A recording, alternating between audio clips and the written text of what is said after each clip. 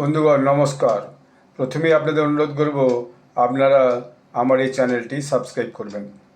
আজকে ভারতের জন্য একটা খুব সুখবর আছে। সেই খবরটা হচ্ছে বেলারুস। এই বেলারুস হচ্ছে রাশিয়ার নিচের একটা দেশ এবং ইউরোপিয়ান ইউনিয়ন এবং রাশিয়ার মধ্যে একটা যোগসূত্র করছে বেলারুস বলা যায়। বেলারুস হচ্ছে ঠিক ইউক্রেনের উপরের দেশ, উপরের দিকে উত্তর দিকে। তার বাঁদিকে আছে পোল্যান্ড, ডান দিকে রাশিয়া, আর উপরের দিকে যে দুটো দেশ আছে সেটা হচ্ছে লিথুয়ানিয়া এবং লাটভিয়া। তো এই বেলারুস এবার দেখা যাচ্ছে যে ব্রিক্সের চেয়ারম্যানশিপের জন্য সমর্থন করেছে ভারতকে। এই বেলারুস কিন্তু বেশি দিন ঢোকেনি ব্রিক্সে পার্টনার হিসাবে 2025 সালেই মাত্র ঢুকেছে। কিন্তু বেলারুস এখন চাই যে ভারত 2026 সালে এই ব্রিক্সের চেয়ারম্যানশিপটা নিক। তার কারণ হচ্ছে ভারতের সঙ্গে বেলারুসের যে বিজনেস, সেই বিজনেসটা ক্রমশ প্রায় বাড়তেই চলেছে। এখন ভারতের সঙ্গে বেলারুসের বিজনেস প্রায় 74% এবং টাকার পরিমাণ হচ্ছে $605 মিলিয়ন। তো এটা কিন্তু কম কথা নয়। এবং ভারতকেও বেলারুস প্রচুর জিনিসপত্র এক্সপোর্ট করছে। তার মধ্যে 2.7 বলা যায়, এইটা 7x আর কি। তো সেটা বেলারুস কিন্তু ভারতকে এক্সপোর্ট করছে। তো এইটা একটা মারাত্মক ব্যাপার। এই যে দু দেশের মধ্যে ভয়ানকভাবে সম্পর্কটা বেড়েছে এবং মিলিটারি টাইজ ডিপেন্ড হয়েছে, এইটা ভারতের জন্য একটা প্লাস পয়েন্ট। এবং বেলারুসের যে রাজধানী সেটা হচ্ছে মিনিস্ক তো মনে হয় মিনিস্ক, মিন্স্ক, MINSK। তো এই মিন্স্ক রাজধানী, সেটা বেলারুসের। এবং বেলারুসের যিনি এখন প্রধান তিনি হচ্ছেন লুকার্নো। সেই লুকার্নো তিনি আবার প্রধানমন্ত্রী মোদিকে এই মিন্স্কে ইনভাইট করেছেন যে আপনি মিন্স্কে আসুন। সেটা ভারতের কাছেও একটা প্লাস পয়েন্ট বলা যায়। ভবিষ্যতে তিনি হয়তো যদি প্ল্যান করেন তাহলে তিনি বেলারুস যেতেও পারেন। এবং শুধু যে বেলারুসই সাপোর্ট করেছে তাই নয়, 2026-এর চেয়ারম্যানশিপের জন্যে যেটা বিভিন্ন খবর আসছে সেটা হচ্ছে ইন্ডিয়া সাপোর্টস, আর Belarus, Russia, China, Brazil and many other Asian countries which supports India. India is an emerging economy. আসলে ভারতের অর্থনীতিটা এত বাড়ছে, জিডিপি বাড়ছে এবং সারা পৃথিবীর অর্থনীতির মধ্যে ভারতে এখন স্থায়ী একটা অর্থনীতি ব্যবস্থা চলছে এবং ক্রমশ ভারতের ইনকাম বাড়ছে এবং বিভিন্ন দেশে ভারত থেকে ইনভেস্ট করা হচ্ছে, ব্যবসায় যোগাযোগ বাড়ানো হচ্ছে।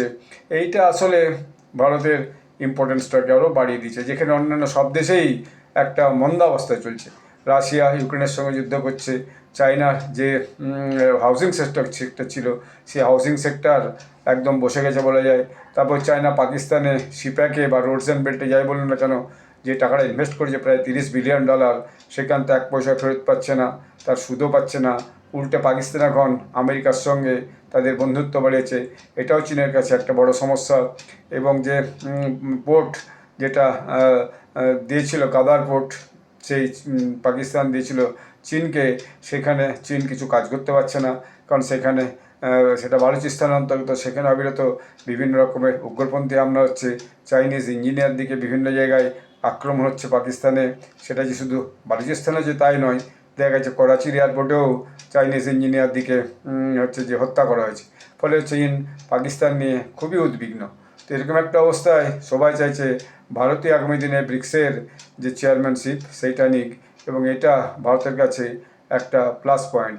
এবং ভারত যে সমস্ত পার্টি, সমস্ত side, India is playing for all sides, অর্থাৎ সমস্ত রকমের দেশকে নিয়ে ভারত ভীষণভাবে আগামী দিনে এগিয়ে চলছে। ফলে সব দেশের কাছে সাপোর্টটা কিন্তু পাওয়া যাচ্ছে। শুধুমাত্র একমাত্র দেখা যাচ্ছে ডোনাল্ড ট্রাম্পই ভারতকে ঠিকমতো বুঝে উঠতে পারলেন না। এবং তিনি যেভাবে একবার বলেন নরেন্দ্র মোদী আমার বন্ধু, একবার বলেন ভারতের সঙ্গে ট্রেড হবে না, একবার বলেন আমি ট্যারিফ চাপিয়ে দেবো, একবার বলেন রাশিয়ার থেকে তেল কেনা কমিয়ে দাও, কিছু না কিছুভাবে তিনি বরাবরই এইবার দ্বিতীয় টার্মে আসার পর থেকে ভারতকে ব্যতিব্যস্ত করে রেখেছেনই বলা যায়। যদিও ভারত খুব একটা গুরুত্ব দেয় না। আগে তো প্রথমবারে বলেছিলেন ওই চীন ভারতের যে অপারেশন সিন্দুর একটা খণ্ডযুদ্ধ হয়ে গেল, তখন নাকি 5টা বিমান ভূপতিত করা হয়েছিল, কোন দেশে সেটা বলেননি। তারপর সেটাকে বললেন 7টা। তো পাকিস্তানও 5টা বলতে আরম্ভ করলো, যেমনি ডোনাল্ড ট্রাম্প বললো।